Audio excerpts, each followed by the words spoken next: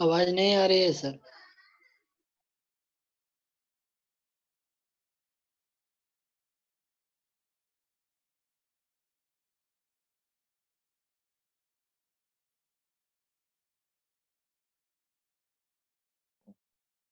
Sorry sorry, हमने start कर दिया था इन म्यूट पोजीशन में। अभी आवाज आ रही है तुम लोगों तक? Yes sir. Yes sir. तो कहाँ दिया सर म्यूट में? हम लोगों ने जो लास्ट क्लास डिस्कस किया था वो डिस्कस किया था कि जो डिफरेंट डिफरेंट स्टोरीज थे टॉक्सिकोलॉजी में, एक बार हम लोग देख लेते हैं और इसके बाद हम लोग हिस्टोरिकल डेवलपमेंट्स के बारे में देखेंगे और फर्दर क्लासेस ऑफ पॉइजन्स के बारे में देखेंगे। ये सब कुछ इंटरेस्टिंग इंसिडेंट हुए जो हिस्ट्री ऑफ टॉक्सिकोलॉजी, मतलब जो टॉक्सिकोलॉजिकल जो साइंस बना वो इसके डिफरेंट डिफरेंट जो स्टोरीज हैं उनके साथ साथ ये आया था। और मैंने आप लोगों को बताया भी था कि इसमें कुछ बताने लायक नहीं है, यदि आपको इंटरेस्ट होगा तो आप खुद ही इसमें जाकर के देख सकते हैं। ऐसी बहुत सारी स्टोरीज है, इवन कि आपके यूट्यूब चैनल पे है और आपके बहुत सारे क्या बोलते हैं उसका वीडियोस है। तो आप लोग देखो कि कितना इंटरेस्टिंग स्टोरी है कि आपको जान करके बहुत हैरानी होगी और बहुत मजा आएगा सच में। ठीक है, ये जितना भी आप लोग हिस्टोरिकल बेस्ड मूवीज देखते हो या आप हिस्ट्री चैनल पे जाकर के कैसे जो सुक्रात का डेथ हुआ था, कैसे हेमलॉक हेमलॉक जो होता है वो प्लांट है, प्लांट एक्सट्रैक्ट से बनाए जाते हैं, उन्हीं के अल्कलॉइड से डेथ हुआ था सुक्रात का। सुकरात बोलते हैं हम लोग हिंदी में और अंग्रेजी में सोक्रेट्स जो होता है। तो उनका डेथ कैसे हुआ, कैसे उनको जो है जहर दे के मारा गया, ये सब सारी कहानियां हैं। आपको यदि इंटरेस्ट है तो आप इसके बारे में, मैं पिछले ही क्लास बोला था कि इसमें ज्यादा कुछ बताने लायक नहीं है, इसमें आपकी इंटरेस्ट ही आपको लीड करेगी कि टॉक्सिकोलॉजी कितनी इंटरेस्टिंग हो सकती है रियल लाइफ में। कैसे क्वीन ऑफ इजिप्ट जो क्लियोपेट्रा थी, उनको जहर दे के मारा गया, ठीक है, उनको जहर दे के मारा गया, और फिर अभी तक लोग सब आ ही रहे हैं। इसके बाद जो नीरो थे, मतलब इसमें कुछ भी ऐसा नहीं है। जो पहला लॉ आया था, जो मिथ्रीडेट्स थे, उन्होंने ये स्टार्ट किया था। जो किंग मिथ्रीडेट्स जो थे, वो लॉ लेकर के आए थे उनके अगेंस्ट, जो कितने मतलब कितने अमाउंट में कोई भी सब्सटेंस को ऐड करना है या नहीं करना है, यदि उसका हायर कंजम्पशन किसी में देखा गया तो किस तरीके से उनको हम दंडित करेंगे। तो पनिशमेंट रेगुलेशन, रेगुलेटरी टॉक्सिकोलॉजी जो है इनिशिएट वहां से हुआ था। तो ये आपके यदि इंटरेस्ट है आपको रियली, तो इसमें ज्यादा कुछ नहीं है। मैं जस्ट हिंट किया हूं कि एटलीस्ट ये सब कुछ इंटरेस्टिंग स्टोरीज है। आप यूट्यूब पे, आप गूगल पे, आप कहीं पर भी जा करके सर्च करके देख सकते हैं, और बहुत मजा आएगा तब फिर टॉक्सिकोलॉजी क्लासेस में भी आपको, ठीक है। हम लोग क्या करेंगे, अब हिस्टोरिकल डेवलपमेंट्स के बारे में डिस्कस करेंगे। जो बेसिकली टॉक्सिकोलॉजी जो ब्रांचेस हैं, उनके जो 6 एज में डिवाइड किया गया है, और इसके बाद हम लोग क्लासेस ऑफ पॉइजन के बारे में डिस्कस करेंगे। क्लियर? तो आप लोग इतना काम कर सकते हैं ना, आप लोग यूट्यूब देख सकते हैं, आप लोग थोड़ा गूगल पे स्टोरी जाके देख सकते हो। तो मैं अगले जब नेक्स्ट क्लास हम लोग का होगा, तो तुम लोग से ही हम स्टोरी सुनना चाहेंगे कि क्लियोपेट्रा की डेथ कैसी हुई, या मिथ्रीडेट्स का उसमें क्या था, क्या बोलते हैं, क्या हैंड था टॉक्सिकोलॉजी के। और बहुत सारे ऐसे थे, जैसे होमर थे, उन्होंने अब कैसे अपने राइटिंग में जो इलियाड और ओडिसी की स्टोरी थी, कैसे उन्होंने उसमें उस जहर के जो एरो पॉइजन है उसके बारे में उन्होंने लिखा कि किस तरीके से उसको मारा गया। ये सब सारी कहानियां हैं, तो आप देख सकते हैं। बेसिकली हम लोग आएंगे जो बेसिक हिस्टोरिकल डेवलपमेंट्स हुए टॉक्सिकोलॉजी में, वो 5 भागों में विभक्त किया गया, 5 पार्ट में डिवाइड किया गया, जिनको बोलते हैं age of antiquity, middle ages, age of enlightenment, modern toxicology, after world war 2। Clear? ठीक है। तो ये 5 एज जो है, जहां पे जो मोस्ट इंपॉर्टेंट डॉक्यूमेंटेड इवेंट्स हुए कभी भी, और जिनको राइट अप किया गया, जिनको कंपाइल किया गया, जो कहीं ना कहीं किसी संग्रहालय में रखे हुए हैं, तो उनके आधार पर ये 5 भाग में डिवाइड किया गया। इसमें से ये जो 5 चीज आप देख रहे हैं, antiquity, age of antiquity, middle age, age of enlightenment, modern toxicology का जो एज है, और फिर आफ्टर वर्ल्ड वॉर 2, इसमें मुझे लगता है कि जितने भी लोग हैं, यदि कोई बीपीएससी का तैयारी कर रहे हैं तो मुझे पता नहीं, बट आफ्टर वर्ल्ड वॉर 2 तो सभी के समझ में आ रहा होगा। वर्ल्ड वॉर 2 कब हुआ था? 1939 से वेरी गुड। 45। यानी वो इनिशिएट हुआ था 1939 में, और एंड हुआ था कब? 45 में। 1945 में। 1942। यानी 1942 में हो गया था, बट इसको कोल्ड वार होते होते, फिनिश होते होते 1945 लगभग ये गया था। जैसे जर्मनी, पोलैंड और वो सब आप लोग जानते होंगे, हिस्ट्री में आप लोग पढ़े होंगे, हमको अभी उससे ज्यादा मतलब नहीं है, लेकिन यदि आप लोग कोई भी बीपीएससी तैयारी कर रहे हो तो ये सब इंपॉर्टेंट डेट्स पता होना चाहिए। तो आफ्टर वर्ल्ड वॉर 2 जो है, जब पूरा सारा चीज शांत हो गया धीरे धीरे धीरे, तो ये आपको डेट पता है कि लगभग हम लोग मोटा मोटी मान लें कि 1945 के बाद जो डेवलपमेंट हुए टॉक्सिकोलॉजी में, वो हम लोग तो समझ में आता है। लेकिन एज ऑफ एंटीक्विटी क्या है, मिडिल एज क्या है, एज ऑफ इनलाइटमेंट क्या है, हमने कहीं नहीं लिखा है, ठीक है। तो यहाँ पे एज ऑफ एंटीक्विटी की जब हम बात करते हैं, तो सबसे पहले 1 मिनट, हाँ अब सही है। तो एज ऑफ एंटीक्विटी में क्या है, सबसे पहले हम लोग देखते हैं जो एज ऑफ एंटीक्विटी का एज क्या रहा होगा। एक्चुअली बीसी आप लोग सभी लोग जानते होंगे, बीसी को इन शॉर्ट हम लोग बोलते हैं बिफोर कॉमन इरा, जिसको रफ लैंग्वेज में बिफोर क्राइस्ट भी बोलते हैं, यानी कि ईसा मसीह के जन्म के पहले।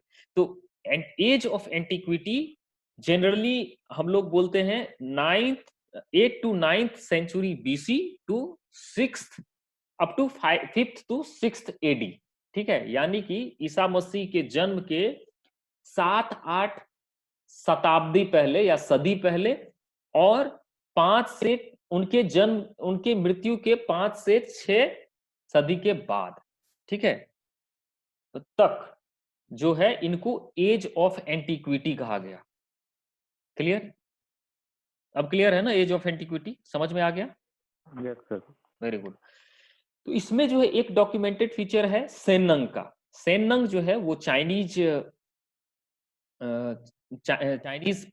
जो थे वो फार्मर थे, ठीक है, और वो उन्होंने क्या किया, एक अपने बुक में जिनको कि एक बुक में उन्होंने जितने भी नेचर में जो भी लीव्स थे या उनके एक्सट्रैक्ट्स थे, कौन सा जहर है क्या नहीं है, उनके बारे में उन्होंने एग्रीकल्चर फार्मिंग के दौरान ही उनको नोट पेन डाउन करना शुरू किया और पेन डाउन किया उन्होंने। लगभग 365 हर्ब्स के बारे में उन्होंने लिखा, जिनमें कहीं ना कहीं जो टॉक्सिसिटी प्रॉपर्टीज थी, जो टॉक्सिक प्रॉपर्टीज था उनके बारे में लिखा। इनको चाइना में एग्रीकल्चरल गॉड के भी बारे में, एग्रीकल्चर गॉड के भी नाम से जाना जाता है। तो आप लोगों के लिए बहुत इंपॉर्टेंट है, as well as agricultural students के लिए भी, ठीक है।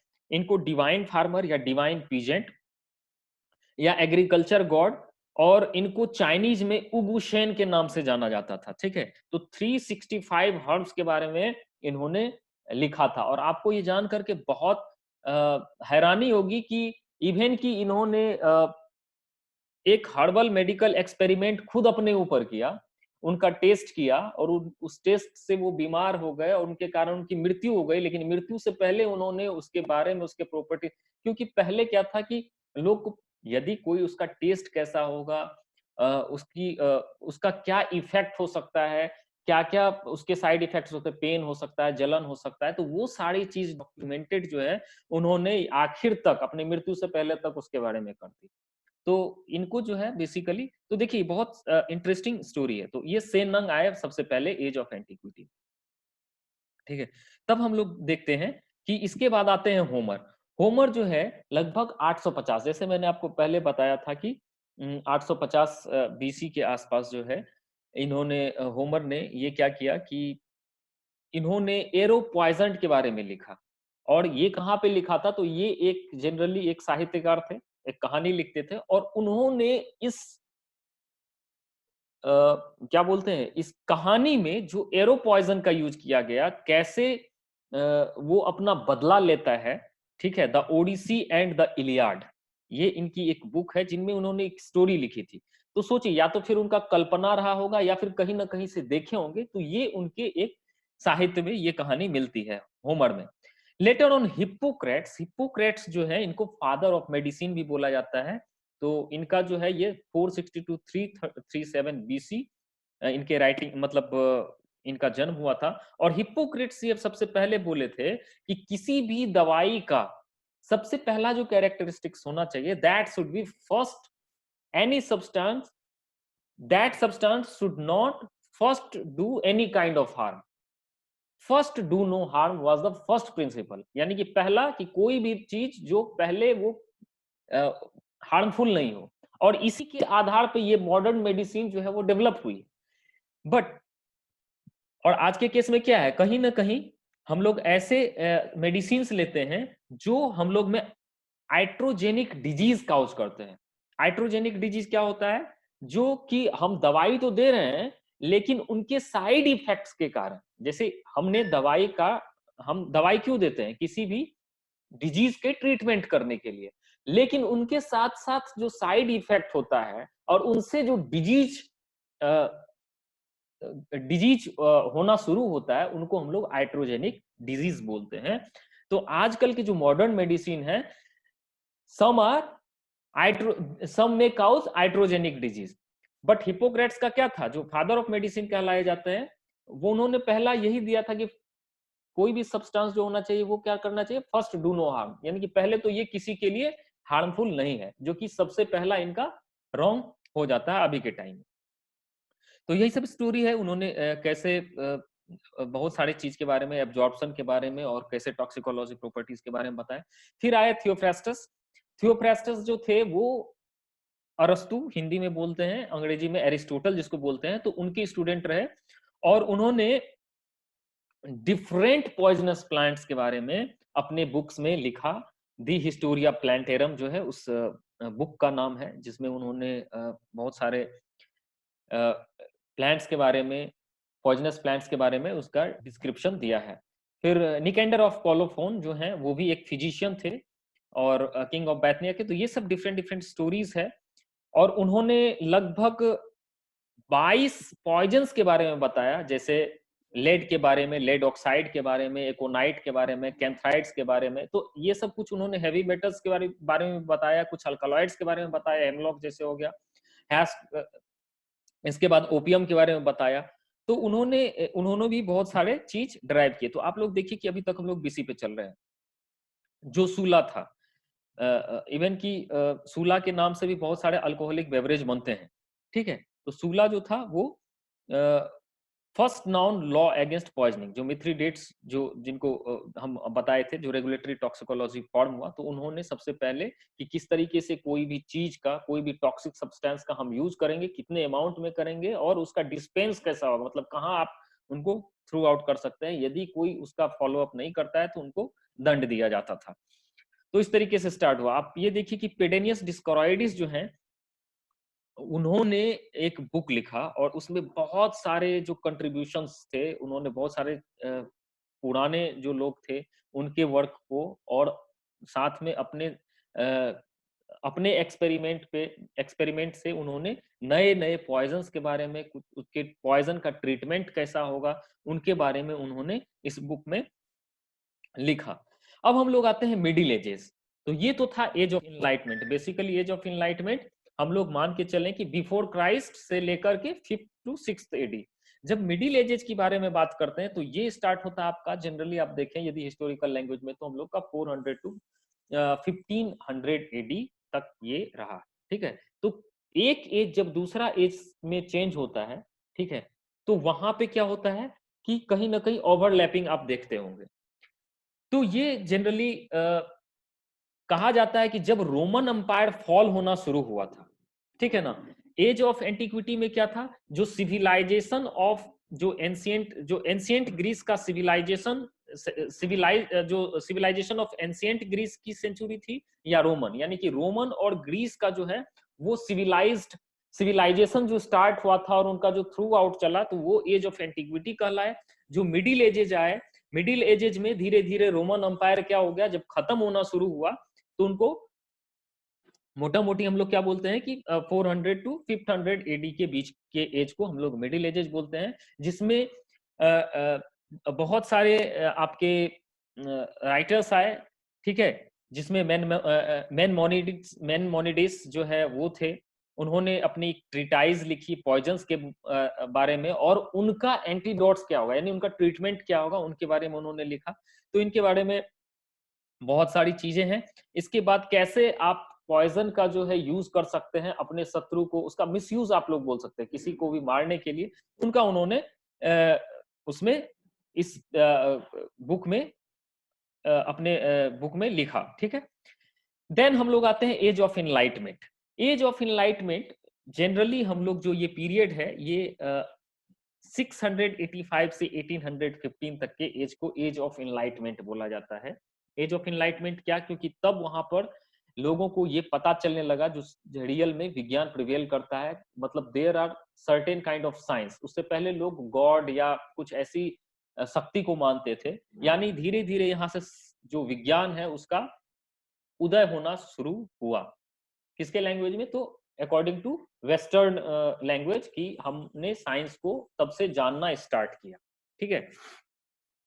तो उसी टाइम में ऑर्फिला आए, मैगेंडी आए, और यहाँ पे जो हमने लिखा है more recently 1945 sir Rudolph Peters, उन्होंने 19 आफ्टर वर्ल्ड वार जो है कि कैसे आर्सेनिकल वार में मतलब जो वर्ल्ड वार हुआ उसमें आर्सेनिक गैस का किस तरीके से यूज किया गया और इस गैस का यूज किस तरीके से लोग पहले करते थे। तो यहीं पे इसी इसी में उन्होंने एज ऑफ इनलाइटमेंट के बारे में बताया है, जिसमें उन्होंने ऑर्थीला के बारे में, मैगेंडी के बारे में ऑलरेडी हम डिस्कस कर चुके हैं इससे प्रीवियस क्लासेस में। तो उनका उनका क्या कंट्रीब्यूशन रहा, उन्होंने इसके बारे में बताया। मॉडर्न टॉक्सिकोलॉजी की जब हम बात करते हैं तो मॉडर्न टॉक्सिकोलॉजी जो है वो आपकी 1815 के बाद आप मान लीजिए, यानी 18वीं सदी से लेकर के आपकी 19वीं सदी से आप 20वीं सदी के बीच की पीरियड मान लेते हैं, ठीक है। तो 19वीं 20वीं सदी के बीच की पीरियड को मॉडर्न टॉक्सिकोलॉजी दिया गया, जिसमें डिफरेंट डिफरेंट चीजें आई साथ में, जैसे बायोलॉजिकल वारफेयर्स और फिजिकल साइंसेस जो है वो भी आए। जैसे जैसे हमारा माइक्रोबायोलॉजी डेवलप हुआ, आप लोग को पता होगा, उनका हम कैसे यूज कर सकते हैं, और अदर अदर पॉइजन्स, बहुत सारे गैसेस, बहुत सारे हैवी मेटल्स, ठीक है। जैसे ये ईथर का यूज मतलब कैसे कर सकते हैं, किसी को एनेस्थेटिक्स करने के लिए, किसी को बेहोश करने के लिए क्लोरोफॉर्म का, कार्बोनिक एसिड का कैसे ये लीड करता है, मतलब एक साइड इफेक्ट से उनका डेथ हो जाता है कार्बोनिक एसिड। तो इस तरीके से बहुत सारे उसमें केमिकल्स, बायोकेमिकल्स, बायोलॉजिकल वारफेयर्स, यहाँ से धीरे धीरे मॉडर्न टॉक्सिकोलॉजी 19वीं से 20वीं शताब्दी के बीच में आया। 20वीं शताब्दी यानी आफ्टर वर्ल्ड वार 2, यानी जिसको मतलब हम लोग रिसेंट टॉक्सिकोलॉजिकल एडवांसेस बोल सकते हैं। तो यहाँ पर हम लोगों ने जब डीएनए की खोज हुई, डीएनए की खोज किसने की थी? सबसे पहले डीएनए का मॉडल किसने दिया था? वाटसन एंड क्रिक ही दिए थे ना? Yes sir. ओके, कब दिया था इन्होंने? लगभग 1953 53 सर। हाँ, ओके, 1953 के आसपास। तो 1953 में वाटसन क्रिक मॉडल जब उन्होंने डबल हेलिक्स स्ट्रक्चर दिया, और फिर धीरे धीरे जा करके ये आपके जो डीएनए के बारे में पता चला, और कोई भी सब्सटेंस जो है वो मोलेकुलर बेसिस पे किस तरीके से काम करता है, कैसे रिएक्ट करता है, धीरे धीरे हम लोगों ने जानना शुरू किया। यानी कि हम लोग लार्जर स्केल से धीरे धीरे स्मॉलर स्केल या means from animal to we went to the molecular level of science, यानी मोलेकुलर लेवल तक हम लोग पहुंचते चले गए कि किस तरीके से एक मॉलिक्यूल एक टॉक्सिक बन जाता है, एक मॉलिक्यूल पर, और मॉलिक्यूल ही जो है सिग्नलिंग का काम करता है, जो दूसरे जो फंक्शनल ऑर्गन है उनको डिसरप्ट करता है, उसको क्लोज करता है, या नॉन फंक्शनल बना देता है, और फर्दर डेथ हो सकती है। तो यही चीज है बेसिकली। अब आप लोगों को मैं इतना ही बोलूंगा, एटलीस्ट यदि आप लोग कहानी देख सकते हो तो जो भी है आपकी स्टोरीज, तो वो किस तरीके से है और क्या है, आप लोग हमको अगले क्लास में जब कभी फ्री हो तो जरूर सुनाइए कि हेमलॉक कैसे मारा था, ठीक है, ताकि हम भी जो पढ़े हैं, जो जाने हैं, हमारा भी रिफ्रेश। हिस्ट्री चैनल पे है, उसकी यूट्यूब वीडियो है, फिर क्वीन ऑफ क्लियोपेट्रा, बहुत, और इस पे बहुत सारे क्या बोलते हैं, आई थिंक आप लोगों ने भी मूवी देखी होगी काफी सारी, उसमें बहुत सारी मूवीज भी बनी हुई, ठीक है। मुझे अभी मूवीज का नाम नहीं याद आ रहा है, वरना मैं आप लोगों को बता। एक तो एपोकैलिप्टो है, जिसमें एरो पॉइजन का यूज किया गया है, जो फ्रॉग है, फ्रॉग से ही एरो पॉइजन बनाते थे। वो फ्रॉग को, उस एरो को जो है वो फ्रॉग में डालते थे, और फिर उन जब उसके स्किन का, जो हम लोग बोलते हैं ना कि फ्रॉग पर हम जब मारते हैं तो उनके स्किन जो है कुछ रिलीज करती है, म्यूकस टाइप, एक व्हाइट कलर का, तो उनसे जो वो पॉइजन बनाते। तो एपोकैलिप्टो में ये दिया हुआ, और भी बहुत सारे मूवीज हैं जिसमें आप लोग देख सकते हैं, और उसका बहुत सारा इंटरेस्टिंग स्टोरी है। So please go through it, तब आपको धीरे धीरे पता चलेगा कि कितना इसका इंपॉर्टेंस था और कितना मजेदार सब्जेक्ट है ये। लेकिन बस शर्त क्या है कि आप इसका कभी भी मिसयूज नहीं करें अपने नॉलेज का। अब हम लोग देखते हैं कि क्लासिफिकेशन ऑफ पॉइजन्स। अब जो हमारा आज का मेन इंपॉर्टेंट टॉपिक था उसके बारे में हम लोग डिस्कस करें, ठीक है। तो यहां तक कोई दिक्कत है? हिस्टोरिकल जो डेवलपमेंट हुई, यहां से क्वेश्चंस भी आपके एक्सटर्नल में हो सकते हैं। एक्सटर्नल की बात हम कर रहे हैं तो वहां पे हो सकता है क्वेश्चन कम पूछें, तो आपको मेजर माइलस्टोन्स जो हैं वो पता होना चाहिए, ठीक है। जैसे फादर ऑफ मेडिसिन हिप्पोक्रेट्स थे, उनका क्या कंट्रीब्यूशन था, उन्होंने क्या बुक लिखी, या फिर जो डिस्क्रोइडिस पेडिनस थे, उन्होंने क्या किया। तो ये सब कुछ इंपॉर्टेंट जो चीजें हैं वो आपको पता होनी चाहिए। तो हमको लगता है कि आप भी हमें हेल्प करेंगे हिस्ट्री को समझने में, और जब आप बात करते हैं तो मुझे भी हिस्ट्री सुनाएंगे, नहीं? कुछ इंटरेस्टिंग स्टोरी जो हम नहीं जानते हो शायद और आपको पता हो, ठीक है ना। तो आज सैटरडे है, संडे है, एक दिन आप लोग कभी जब यूट्यूब देखते हैं तो गाने एक दिन नहीं छोड़ करके या मूवी छोड़ करके आप लोग हिस्ट्री चैनल पे ये देखो, आपको मूवी जैसा ही लगेगा। अब हम लोग देखते हैं क्लासिफिकेशंस ऑफ पॉइजन्स के बारे में।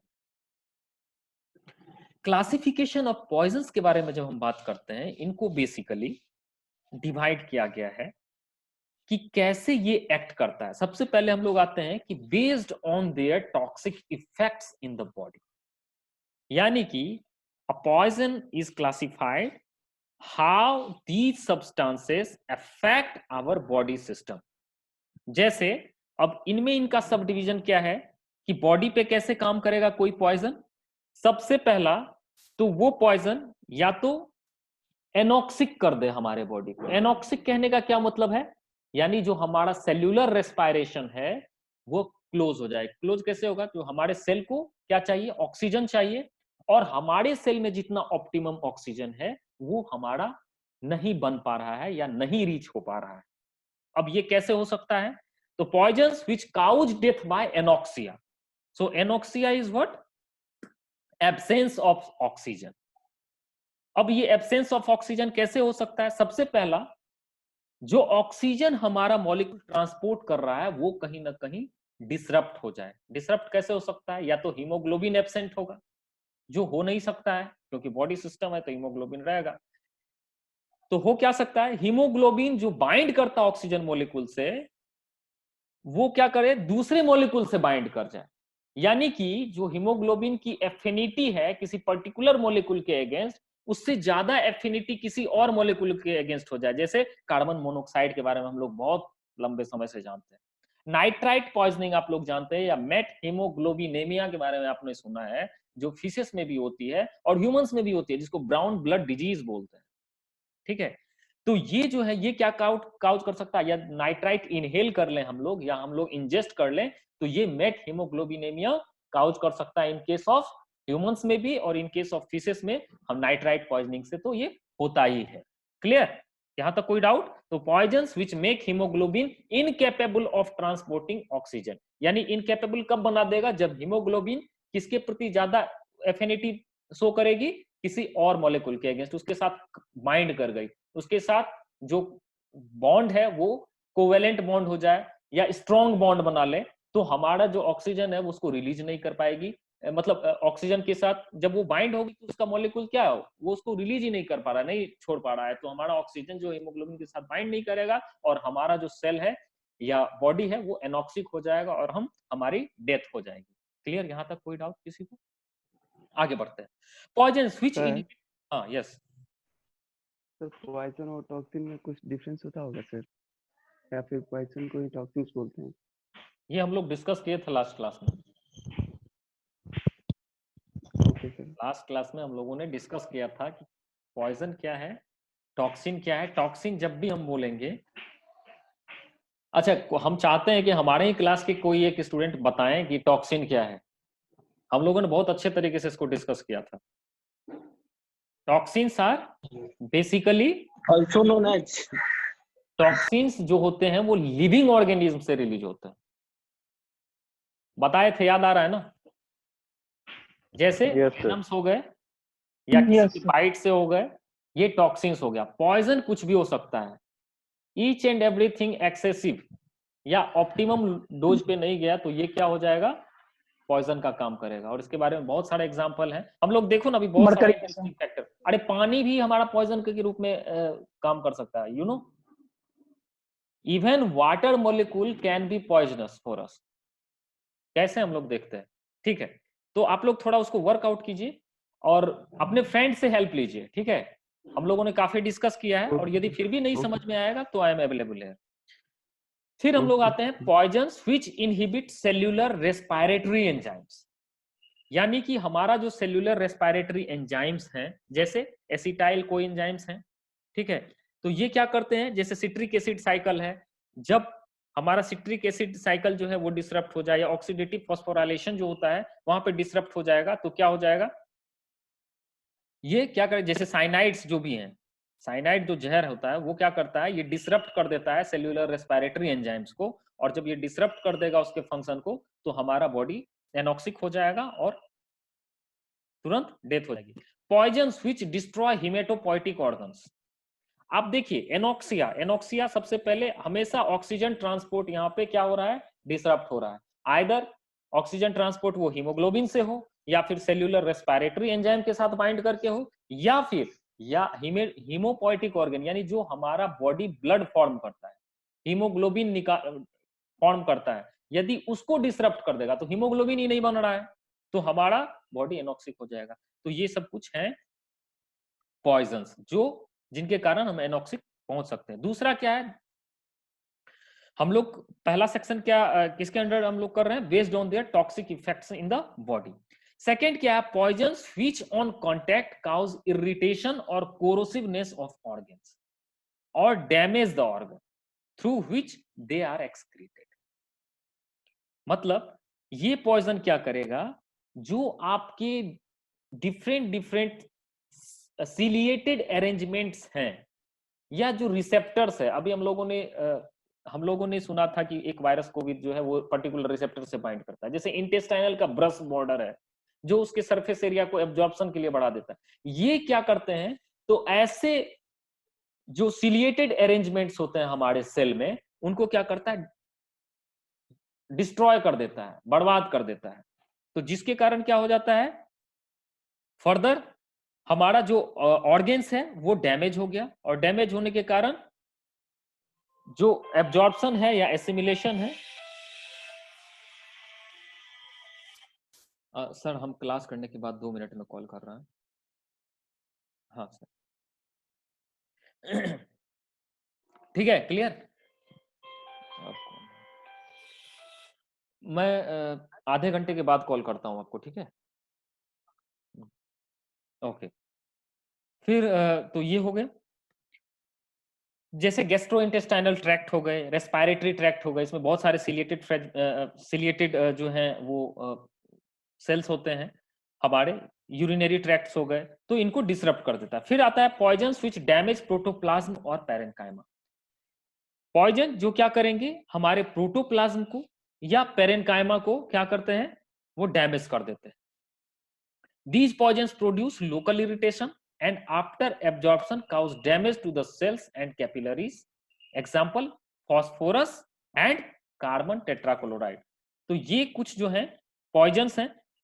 तो जब आपको ये समझ में आ गया कि based on their toxic effects in body, तो सबसे पहला एनॉक्सिक के कारण, दूसरा हो गया, अच्छा एनॉक्सिया और हाइपोक्सिया में आप लोग डिफरेंस अभी तक समझ पा रहे हैं या नहीं समझ पा रहे हैं?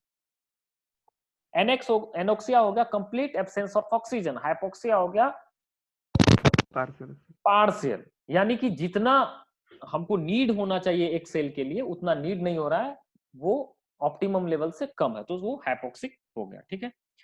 इसके बाद poison which on contact cause irritation because of damaging of organs, ठीक है। देन थर्ड वन है पॉइजन्स व्हिच डैमेज प्रोटोप्लाज्म और parenchymal cells. Then fourth one है poison which affect the nerve cells and fibers. Nerve cells और fibers, अब ये nerve cells और fibers हो गए तो क्या कर सकते हैं, nerve cells या fibers को क्या करेंगे, affect करेंगे, या तो उनको destroy कर देंगे, dissolve कर देंगे, या फिर disrupt कर देंगे।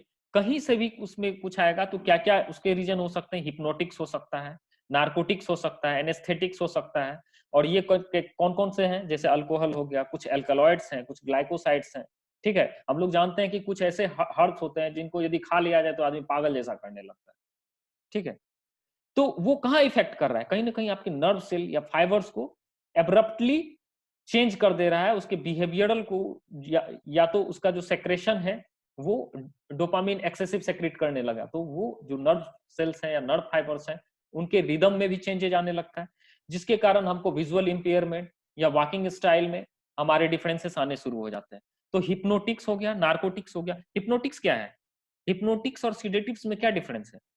सीडेटिव्स बोलते हैं, सीडेटिव्स क्या होता है, बेसिकली ये आपके जितने भी एक्साइटमेंट, हम लोग सीडेशंस के बारे में हम लोग ऑलरेडी डिस्कस कर चुके हैं, तो आप लोग अपने पुराने नॉलेज को गेन कीजिए कि सीडेशन क्या है, इसके बाद हिप्नोटिक के बारे में हम लोग देखते हैं। सिडेशन में क्या था, जनरली हम लोग जो एक्साइटमेंट है उसको कंट्रोल करते हैं, यानी कि यहाँ पे जो रेसिपिएंट है, किसी रेसिपिएंट को हम ड्रग डोज डिलीवर कर रहे होते हैं तो उनको काम कर देते हैं, यानी आराम, मतलब उसको रिलैक्स करते हैं, ठीक है ना। तो इसी को सीडेटिव बोलते हैं, मींस ये हार्मफुल लेवल पे नहीं है, ठीक है। तो ऐसे सब्सटेंसेस जो डिक्रीज कर देते हैं एक्टिव फिजियोलॉजिकल बिहेवियर को, ठीक है, और जो एक्साइटमेंट है उनको मॉडरेट कर देते हैं, जो रेसिपिएंट हैं उनको काम कर देता है, इसी को हम लोग सीडेटिव बोलते हैं। और हिप्नोटिक्स में क्या होता है, ड्राउजीनेस फील होता है, या फिर आपका जो ऑनसेट या मेंटेनेंस ऑफ स्लीप है उसको मेंटेन करता है। तो ये सब कुछ इफेक्ट हैं जो हम लोग देखते हैं। फिर हिप्नोटिक्स में हिप्नोटिक्स